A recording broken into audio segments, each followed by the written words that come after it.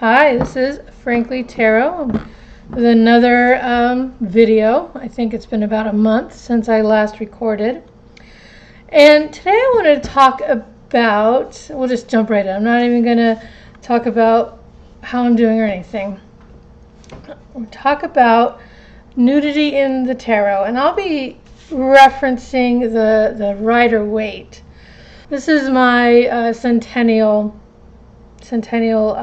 Rider-Waite I picked up earlier this year, and I like it a lot. I like it a lot. We've seen it before. We've seen it a lot. So we're just going to look at the cards that depict people with no clothes on. I've without the Sun card. That depicts a child, and I haven't really delved into that card, and I just wanted to, there are a couple of these cards I'm going to go into more in depth. The Sun just isn't one of them. Now, I was raised to be a prude in the worst sense of the word. I was raised in a very conservative Christian Southern Baptist household. My mother was a Catholic until she married my dad, and then we were Southern Baptists.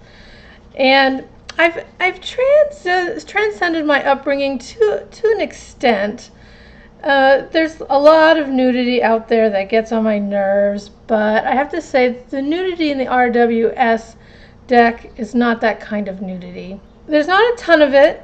I've pulled 5 cards, and they're all Major Arcana, and none of the minor has any nudity, I don't believe. Now, Pamela Coleman Smith was born in 1878, and she was an unmarried Victorian woman who had a female companion for 40 years. So and even though she was an art student and an artist, it really wouldn't surprise me if she had never taken a good look at a living naked man.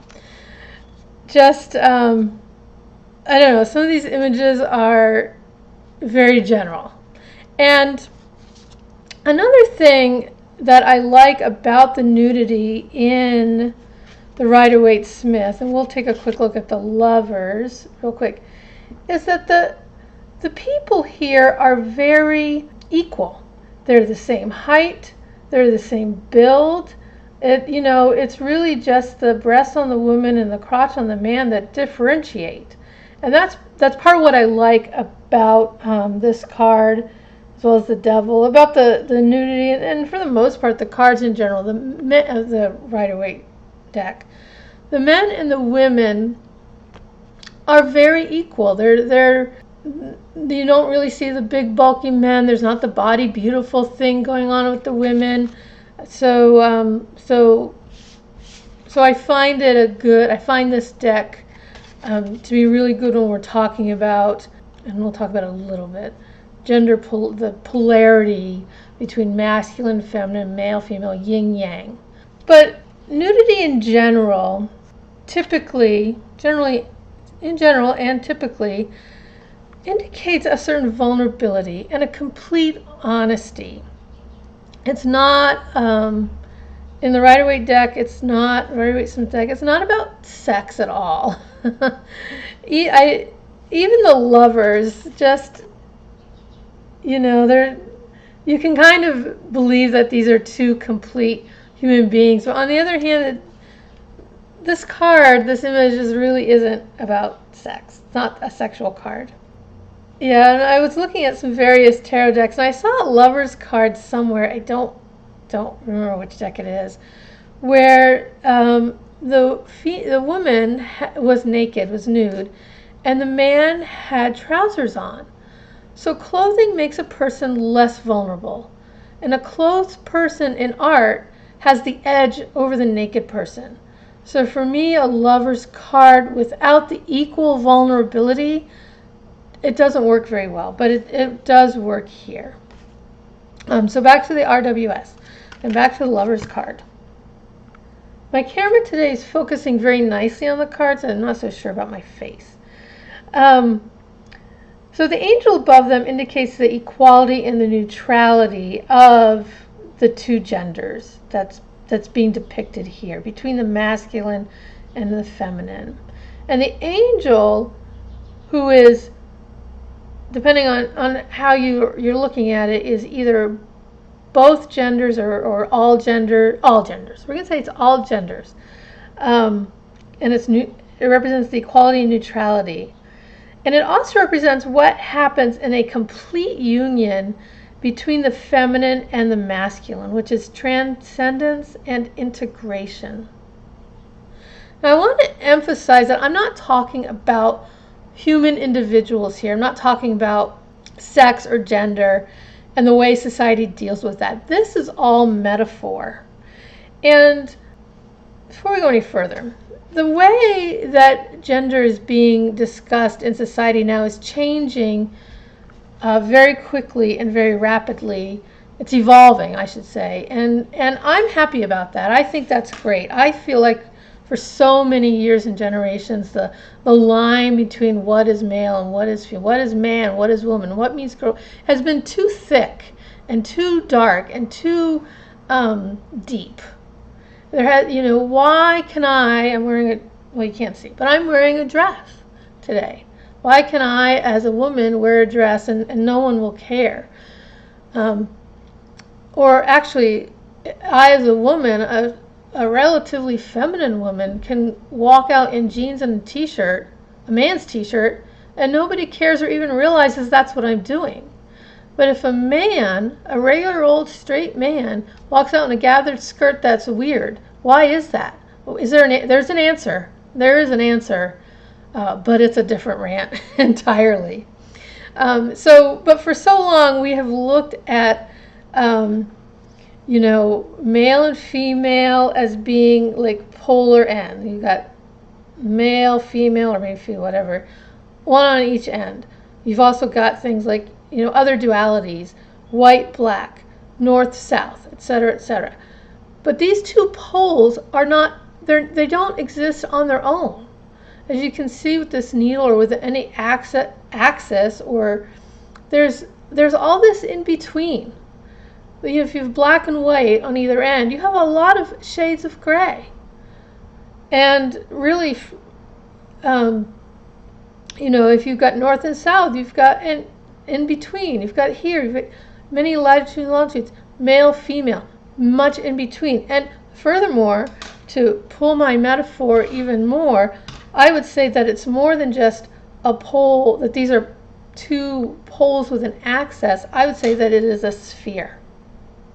This is a ball of yarn. A knitter when she can just pull up a ball of yarn, a nice wool yarn with a needle through it.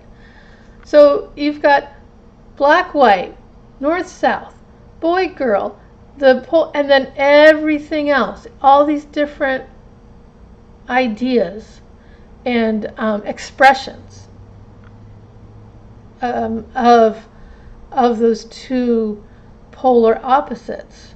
I don't even think they're opposites, because they're connected, and there's more between each of these dualities than there is apart. So to me, the lovers kind of encapsulates this idea in a very more, in fact, I think that my ball of yarn with the double pointed needle through it is more of a complex metaphor than this, frankly, because there's a lot in this yarn. I don't know how many yards it is. It's probably 50 grams. It's thin. There's a lot, and it's wound up pretty tightly. So there's a lot in there. But the lovers are showing us that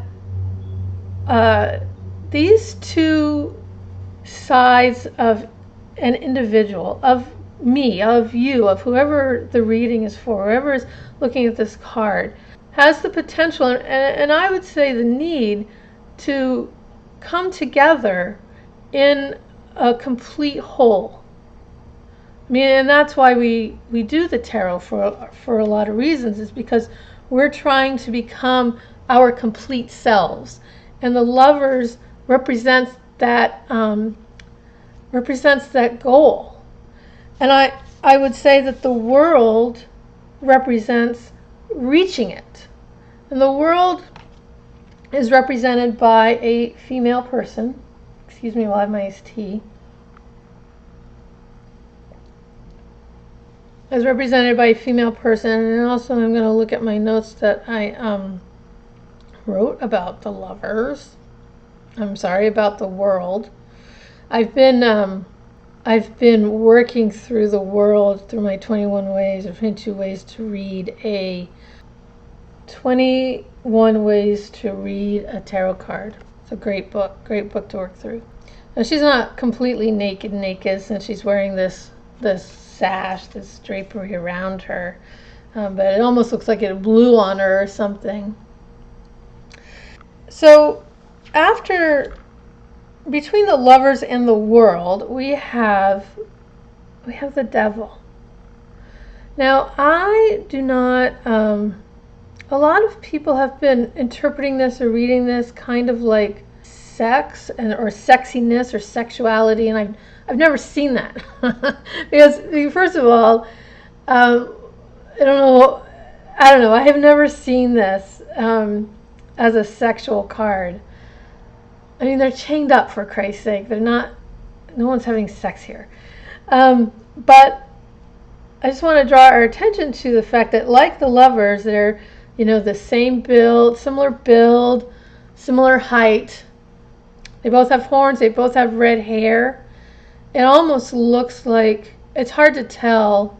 Maybe if I put this real close, I can look at it later. If the woman has a little bit longer hair, she might have a little braid there. It's hard to tell. But they're very similar. They're same height, same build, same nudity. Neither of them are more clothed than the other. They're equals in their suffering. Just like these two are equals in their bliss. These two are equals in their suffering. And what is the devil doing? It's doing kind of the opposite. It's pulling apart the female aspect and the male aspect from the individual. Whatever we're working towards here is being torn asunder here. I'm starting to get into kind of a metaphor of marriage. And the metaphor of marriage is not the real life of marriage, but the metaphor of marriage is two people coming together to become one cohesive whole. And of course, the reality of marriage is that you go for that, but you're going to try and become a cohesive team while retaining your individuality. But here, that's not what's happening. The devil is pulling us apart, dividing the self, while the lovers brings the self together. I went on a little bit of a rant there, but when I was reading and trying to kind of come up with what I wanted to say for this video, I was looking at these two cards and just how similar they are. They're so similar. It's like the light and the light and the dark aspects of each other. And I really kind of felt it's really kind of I love the symmetry of these two cards together and the message that symmetry can bring us. Let's see, where are we? I always have to look at my notes. I'm not a good speaker, and so I write notes for all my videos, and then I do not follow them. I follow them a little bit. All right. Now the star, I will say, is one of those cards that I had a hard time learning the tarot, especially the Major Arcana. And so I say that about all these cards. So I had a hard time getting a good grasp on what it meant and how to read it.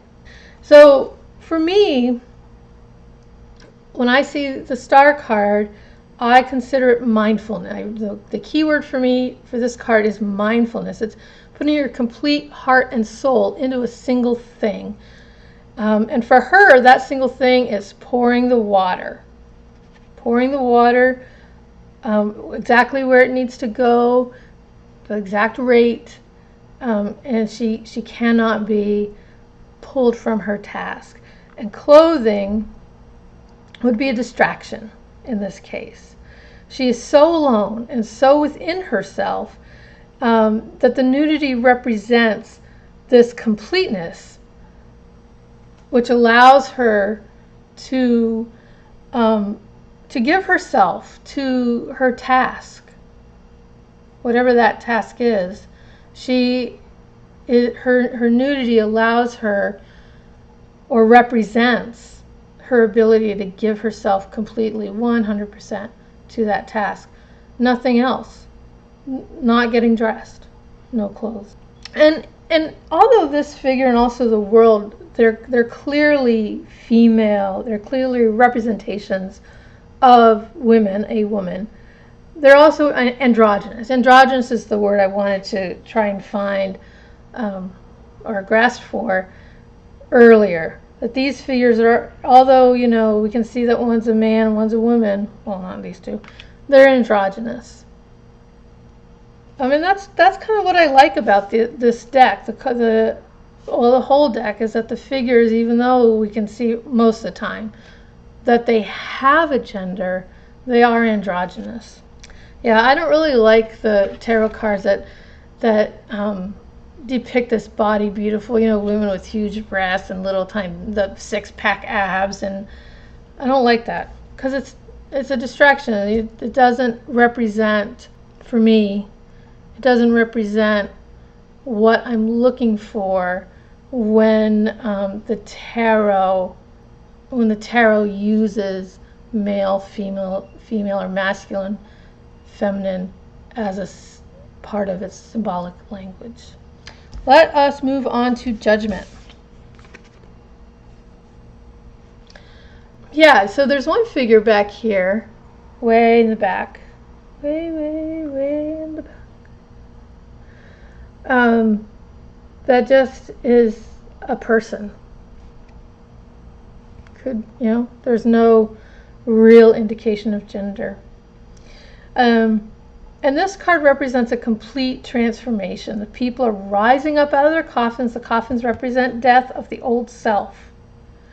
And any clothing or raiment has just fallen away, because that would also be part of your old self. We dress for many, many reasons, but when people put something on themselves, it's an expression of themselves. It's part of you.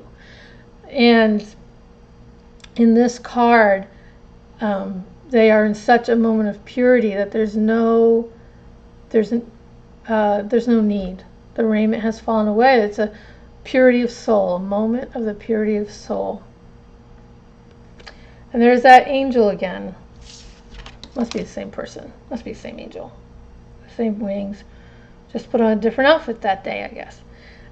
There's that angel again. And I feel like the angel represents the coming together of, or this pulling together of all aspects of yourself, and so that you are a complete individual, a whole individual, not pulled here and there. The last one is the world, which we already kind of discussed a little bit.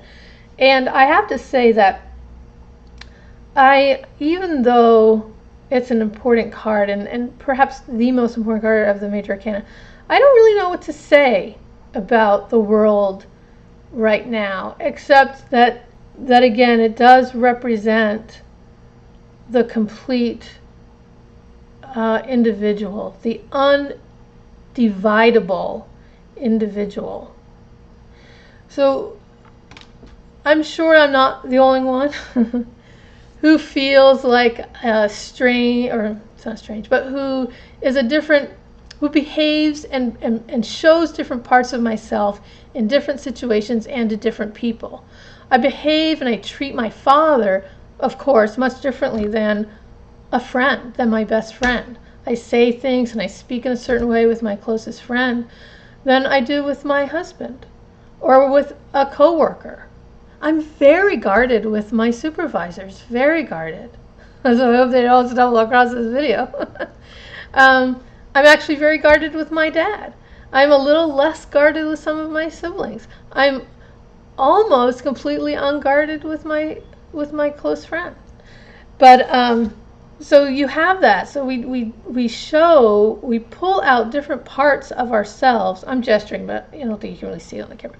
We pull out different parts of ourselves for different people in different situations. And the world, and also the angels, well, I'll say the world mostly, represents that point where we no longer need or or can do that, where we are so completely integrated within ourselves that we're completely genuine. I do actually have one or two people in my life who are completely genuine, as far as I can tell, and it's a rare blessing to be around somebody that you can be your absolute self with. Rare. The angels in these two cards, I think, represent our ability to come, our desire and our journey towards this complete, bring these up, towards the world, towards that complete, authentic, and indivisible self. We're still divided here, but the angel is calling us to no longer be divided. I'm not sure if I actually addressed the nudity in the tarot so much as I had hoped to. I think that the main takeaways when you get a card and the symbolism of the nudity, the thing to understand about the nudity in the card is that it's time to examine who you are when everything else falls away. And the Judgment card really brings that home. When everything falls away, when your makeup, no makeup, no clothing, no worries, no, your spouse, if you find yourself without your spouse, without your possessions, who are you? Who are you when everything has fallen away? It's a big question. I don't know if it's answerable. But the nudity shows us that it's a worthwhile question to pursue. And it's kind of a fun thought experiment. Sometimes I do think, because I met my husband almost by a fluke. And what if that day had never happened? Or the next meeting, which was probably more, because I don't actually remember our very first meeting. What if those meetings had never happened? What if I hadn't gone to the party that I met him at or got together with him at? Who knows? There's so many things that happen in our lives that, some small things too, that if they hadn't happened, where would we be? I don't know. That is it for me now. For now, I do want to address some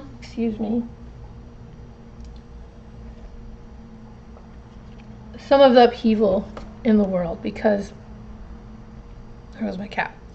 Because it has affected me to an extent, and if I can find my notes, all right, we're not going to worry about it. I live in one of the whitest states in this country, and I'm from the other one. Two whitest states. I'm from one and I live in one. But I'm old enough to remember very clearly when Rodney King was beat up by this police for I forget what. Not murdering somebody. And that was I believe it was in 1991. Almost 30 years ago. And then I believe in 2014 or 2015, Eric Garner was killed in New York City by the cops. And then just some weeks ago, George Floyd, and many, many, many, many people since, before, and in between. We should not be here.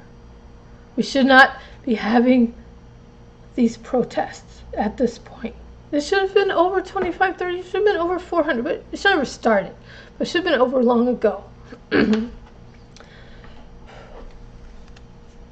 I'm going to, below, in the description box, I'm going to link 2 or 3 nonprofits that I think are doing worthwhile work. One of them is RAICES, RAICES, which does pro bono legal work for immigrants in Texas, because this Black Lives Matter is not the only issue in the world. Was it a year ago or more?